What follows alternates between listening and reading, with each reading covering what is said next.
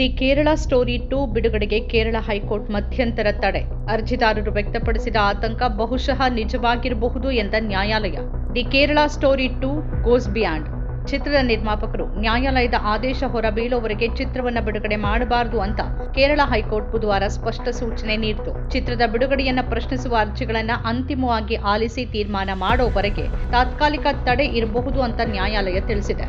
ನ್ಯಾಯಮೂರ್ತಿ ಬೆಚ್ಚು ಕುರಿಯನ್ ಥಾಮಸ್ ಅವರು ಶ್ರೀದೇವ್ ನಂಬೂದಿರಿ ವರ್ಸಸ್ ಭಾರತ ಒಕ್ಕೂಟ ಮತ್ತು ಇತರರು ಸೇರಿದಂತೆ ಸಂಬಂಧಿತ 3 ಅರ್ಜಿಗಳನ್ನು ಪರಿಗಣಿಸುವ ಸಂದರ್ಭದಲ್ಲಿ ಈ ಅಭಿಪ್ರಾಯ ವ್ಯಕ್ತಪಡಿಸಿದರು. ಚಿತ್ರ ಕೇರಳ ರಾಜ್ಯವನ್ನ ತಪ್ಪಾಗಿ ಪ್ರತಿನಿಧಿಸುತ್ತೆ ಮತ್ತು ಕೋಮು ಸೌಹಾರ್ದತೆಯನ್ನ ಕೆರಳಿಸುವ ಸಾಧ್ಯತೆ ಇದೆ ಅಂತ ಅರ್ಜಿದಾರರು ವಾದಿಸಿದ್ದಾರೆ.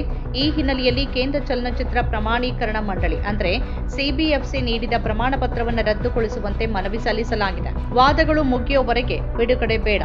ಬುಧವಾರದ ಕಲಾಪದ ಕೊನೆಯಲ್ಲಿ ಹಿರಿಯ ವಕೀಲ ಎಸ್ ಶ್ರೀಕುಮಾರ್, ಚಿತ್ರ ಫೆಬ್ರವರಿ 27ರಂದು ಬಿಡುಗಡೆಯಾಗಲಿದ್ದು ಸಾಗರೋತ್ತರ ಹಕ್ಕುಗಳನ್ನು ಈಗಾಗಲೇ ವಿತರಣೆಗಾಗಿ ಮಾರಾಟ ಮಾಡಲಾಗಿದೆ ಅಂತ ನ್ಯಾಯಾಲಯಕ್ಕೆ ತಿಳಿಸಿದರು. ಇದಕ್ಕೆ ಪ್ರತಿಕ್ರಿಯಿಸಿದ ನ್ಯಾಯಮೂರ್ತಿ ಥಾಮಸ್, ನ್ಯಾಯಾಲಯದ ಆದೇಶವನ್ನ ಮೂಲೆಗುಂಪು ಮಾಡುವ ಪ್ರಯತ್ನ ಮಾಡಬೇಡಿ.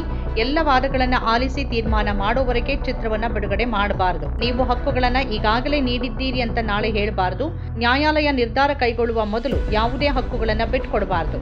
ಅರ್ಜಿದಾರರು ವ್ಯಕ್ತಪಡಿಸಿದ ಆತಂಕ ಬಹುಶಃ ನಿಜವಾಗಿರಬಹುದು ಅಂತ ಮೌಖಿಕವಾಗಿ ಹೇಳಿದರು. ನ್ಯಾಯಾಲಯ ವಿಷಯವನ್ನ ಗುರುವಾರ ಕೈಗೆತ್ತಿಕೊಳ್ಳುವುದಾಗಿ ತಿಳಿಸಿದ್ದು ವಿಚಾರಣೆ ಪೂರ್ಣಗೊಳ್ಳುವವರೆಗೆ ಬಿಡುಗಡೆಗೆ ತಡೆ ನೀಡಿದೆ.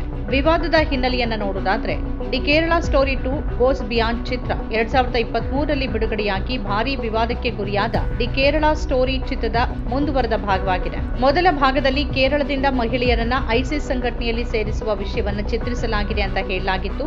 ಇದೇ ಕಾರಣಕ್ಕಾಗಿ ಮೊದಲ ಚಿತ್ರವು ವ್ಯಾಪಕ ಟೀಕೆಗೆ ಗುರಿಯಾಗಿತ್ತು. ಉತ್ತರ ಭಾಗದ ಸುತ್ತಲೂ ಇದೇ ರೀತಿಯ ವಿವಾದ ಮುಂದುವರೆದಿದೆ. ಚಿತ್ರ ಕೇರಳವನ್ನ ಕೋಮು ದೃಷ್ಟಿಯಲ್ಲಿ ತೋರಿಸುತ್ತೆ ಹಾಗೂ ರಾಜ್ಯದ ಕಾನೂನು ಸುವ್ಯವಸ್ಥೆ ಪರಿಸ್ಥಿತಿಯನ್ನ ಭಂಗಗೊಳಿಸಬಹುದು ಅಂತ ಅರ್ಜಿದಾರರು ವಾದಿಸಿದ್ದಾರೆ. ಕಣ್ಣೂರು ಮೂಲದ ಶ್ರೀದೇವ್ ನಂಬೂದಿರಿ ಸಲ್ಲಿಸಿದ ಅರ್ಜಿಯಲ್ಲಿ ಚಿತ್ರದ ಪ್ರಚಾರ ವಿಷಯದಲ್ಲಿ ಹಿಂಸಾಚಾರ ಪ್ರಚೋದಿಸುವ ಸಂಭಾಷಣೆಗಳಿವೆ ಅಂತ ಆರೋಪ ಮಾಡಲಾಗಿದೆ. ಫ್ರೆಡ್ಡಿ ವಿ ಫ್ರಾನ್ಸಿಸ್ ಸಲ್ಲಿಸಿದ ಮತ್ತೊಂದು ಅರ್ಜಿಯಲ್ಲಿ ಚಿತ್ರದ ಬಿಡುಗಡೆಯನ್ನ ನಿಷೇಧಿಸುವಂತೆ ಹಾಗೂ ಶೀರ್ಷಿಕೆಯಲ್ಲಿ ಕೇರಳ ಪದ ಬಳಕೆಯನ್ನ ಪ್ರಶ್ನಿಸಲಾಗಿದೆ. ವಕೀಲ ಅತುಲ್ ರಾಯ್ ಸಲ್ಲಿಸಿದ 3ನೇ ಅರ್ಜಿಯಲ್ಲಿ ಪ್ರಮಾಣೀಕರಣವನ್ನು ಪ್ರಶ್ನಿಸಿ ಕೇರಳ ಎಂಬ ಹೆಸರನ್ನ ಶೀರ್ಷಿಕೆಯಿಂದ ತೆಗೆದುಹಾಕುವಂತೆ ನಿರ್ದೇಶನ ಕೋರಲಾಗಿದೆ.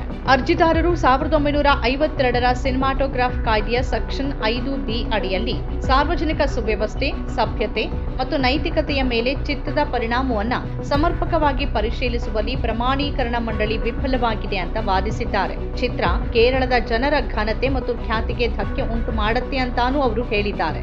ಇದಲ್ಲದೆ ಇದು ಭಾರತೀಯ ಸಂವಿಧಾನದ ಆರ್ಟಿಕಲ್ 14 ಅಂದ್ರೆ ಸಮಾನತೆಯ ಹಕ್ಕು, ಆರ್ಟಿಕಲ್ 21 ಅಂದ್ರೆ ಜೀವನ ಮತ್ತು ವೈಯಕ್ತಿಕ ಸ್ವಾತಂತ್ರ್ಯದ ಹಕ್ಕು ಹಾಗೂ ಆರ್ಟಿಕಲ್ 19(1)A ಅಡಿಯಲ್ಲಿ ವಾಕ್ ಸ್ವಾತಂತ್ರ್ಯಕ್ಕೆ ವಿಧಿಸಲಾದ ಸಮಂಜಸವಾದ ನಿರ್ಬಂಧಗಳನ್ನು ಉಲ್ಲಂಘಿಸುತ್ತೆ ಅನ್ನೋದು ಅರ್ಜಿದಾರರ ವಾದವಾಗಿದೆ.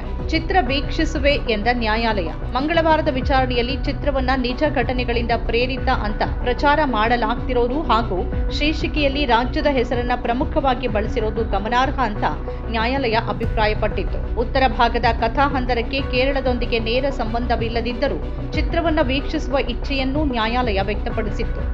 ನಮ್ಮ ಕಾರ್ಯಕ್ರಮಗಳನ್ನ ನೀವು ನೋಡ್ತಾ ಇದ್ರೆ ನಮ್ಮ ಚಾನೆಲ್ ಅನ್ನ ಸಬ್ಸ್ಕ್ರೈಬ್ ಮಾಡಿ, ಪಕ್ಕದ ಬೆಲ್ ಐಕಾನ್ ಒತ್ತಿ ನಮ್ಮನ್ನ ಬೆಂಬಲಿಸಿ. ಹಾಗೆ ನಮ್ಮ ಕಾರ್ಯಕ್ರಮಗಳನ್ನ ಲೈಕ್ ಮಾಡಿ, ಕಮೆಂಟ್ ಮಾಡಿ, ಅದನ್ನ ಬೇರೆಯವರಿಗೂ ವಾಟ್ಸ್ಆಪ್ ಮೂಲಕ ಶೇರ್ ಮಾಡಿ. ನೀವು ಹೀಗೆ ಮಾಡಿದಾಗ ನಮ್ಮ ಚಾನೆಲ್ ಇನ್ನಷ್ಟು ಮತ್ತಷ್ಟು ಜನರಿಗೆ ತಲುಪಲು ನೀವು ನಮ್ಮೊಂದಿಗೆ ಸಹಕರಿಸಿದ ಹಾಗಾಗುತ್ತೆ. ಇದು ನೀವು ಯಾವುದೇ ಖರ್ಚಿಲ್ಲದೆ ಕೆಲವೇ ಸೆಕೆಂಡುಗಳಲ್ಲಿ ನೀಡಬಹುದಾದ ಸಹಕಾರ. ಧನ್ಯವಾದಗಳು.